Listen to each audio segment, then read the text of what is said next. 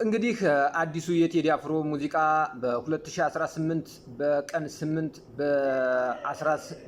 8 ከቀኑ 8 ሰዓት እንዲሁም 18 ይዘቶችን የያዘ በጣም ገራሚ የሆነ ኢትዮሪካ የተሰኘ መጠሪያውን ያደረገ የአዲሱ የቴዲ አፍሮ ሙዚቃ እና ይህ ሙዚቃ ዛሬ ማክሰኞ ሊሰጥ የነበረው ጋዜጣዊ መግለጫ መታገዱ እየተነገረ ይገኛል። ዘሀበሻ እንደዘገበው ከሆነ ዛሬ ሊሰጡ የነበሩት ቲቪዎች አርቲስት ቲቪ ዛሬ እንዳይሰጥ መታገዱን ተሰምቷል። ይህን ጋዜጣዊ መግለጫ እንዳይሰጥ ያገደው አካልም እንግዲህ ምን አስመልክቶ እንደሆነ አልተናገረም፣ ወይም እሱ ደግሞ ምን አስመልክቶ እንደሆነ የሚያገድበት ምክንያት ዛሬ ለማንም ሰው አልተናገረም። ግን የኢትዮጵያ ሕዝብ በጣም በጉጉት እየጠበቀው ይገኛል።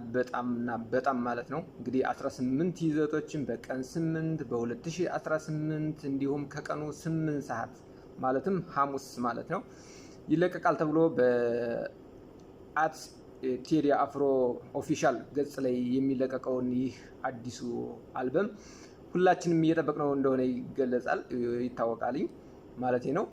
እና እስኪ እንግዲህ አዲስ ነገር ካለ ደግሞ ያሳውቃችኋለሁኝ። አመሰግናለሁ።